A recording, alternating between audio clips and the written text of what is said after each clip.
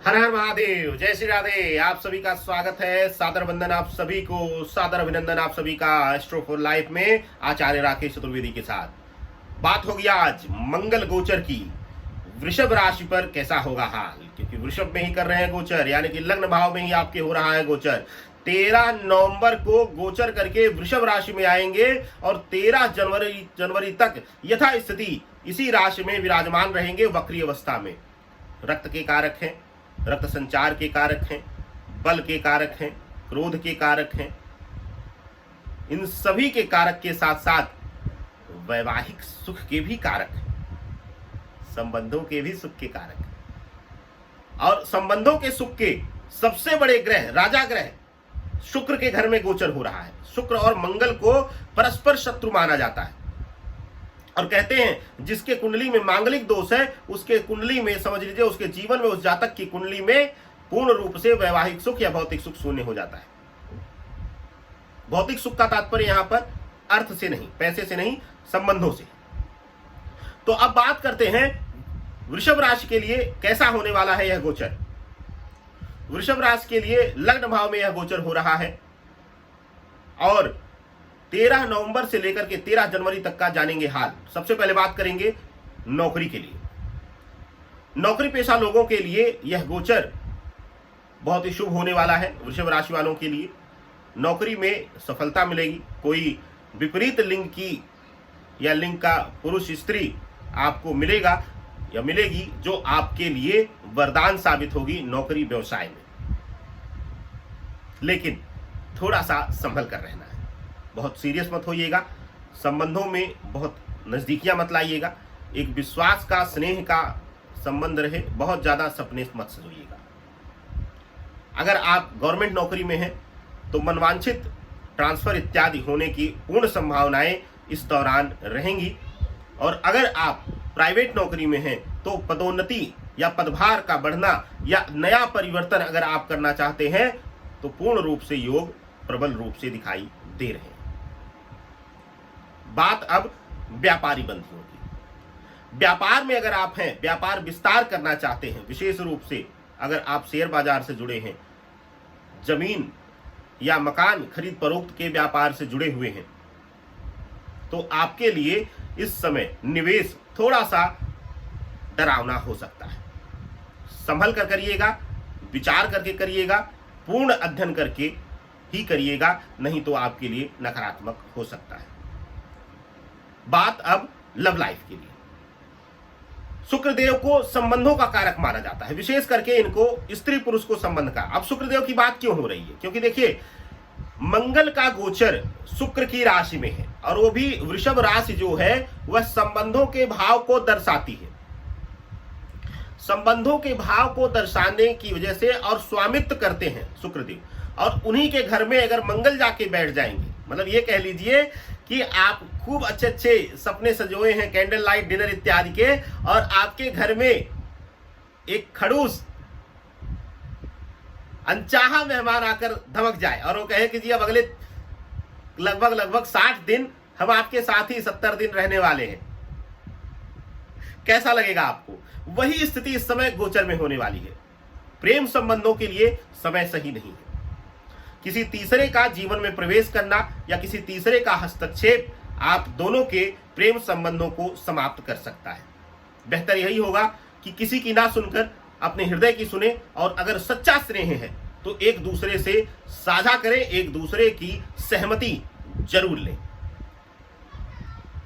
बात अब वैवाहिक संबंधों की। वैवाहिक संबंधों के लिए यह समय उचित नहीं है।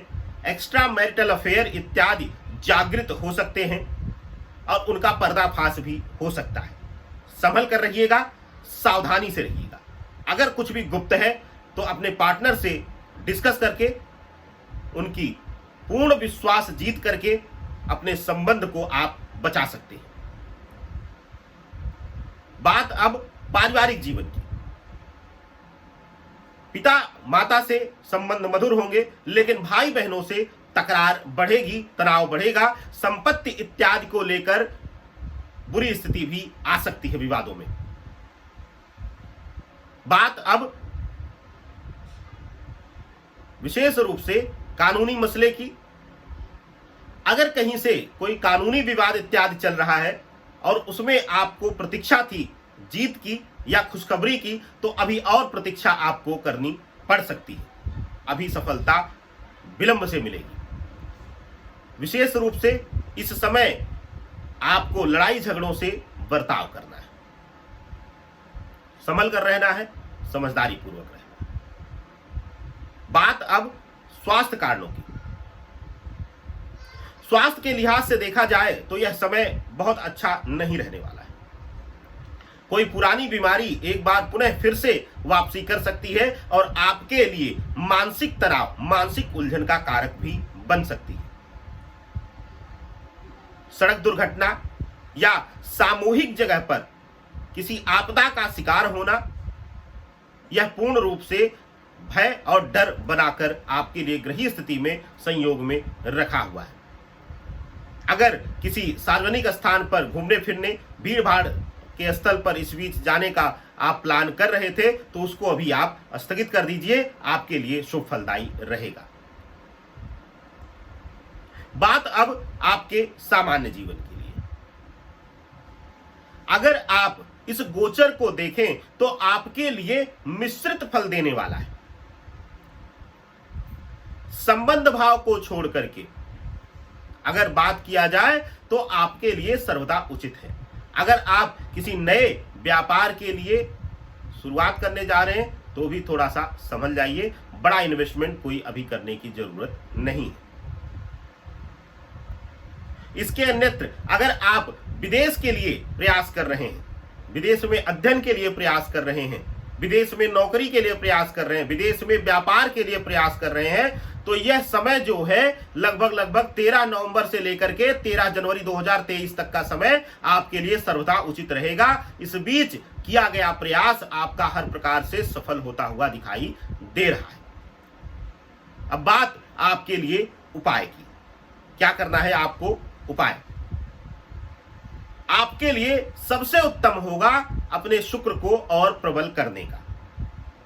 यही एक साधारण उपाय है। जब शत्रु घर में घुस जाए तो अपने आप को, स्वयं को मानसिक रूप से, शारीरिक रूप से, आत्मीय रूप से खूब मजबूत कर लीजिए। यही उपाय है। क्या करना है आपको? स्नान करते हुए आपको विशेष रूप से ओम ह्रीं शुक्राय नमः इस मंत्र का जाप करना है और शयन करने से पहले, सोने से पहले, रात्रि में जब आप सोने जा रहे हैं उससे पहले आप हल्का सा गुलाब जल लेकर दाहिनी हथेली पर इसी मंत्र का जाप करिए, ओम ह्रीं शुक्राय नमः, और नाभि पर लेपन कर लीजिए। नाभि पर अच्छे तरीके से लेपन करके आप आराम से सोइए। अगले दिन से इसका चमत्कार आपको देखने को मिल जाएगा। और इस गोचर काल में 13 नवंबर से 13 जनवरी तक प्रयास करिए कि यह प्रयोग नित्य आप कर लें। आपका जीवन सुखमय हो, मंगलमय हो, यही हमारी कामना है। आपसे लेते हैं आज्ञा और देखना ना भूलिएगा आपके घर परिवार में अगर किसी की राशि हो तो अगली राशि क्या है, मंगल का प्रभाव, मंगल गोचर का वक्री प्रभाव। जय श्री राधे, हर हर महादेव।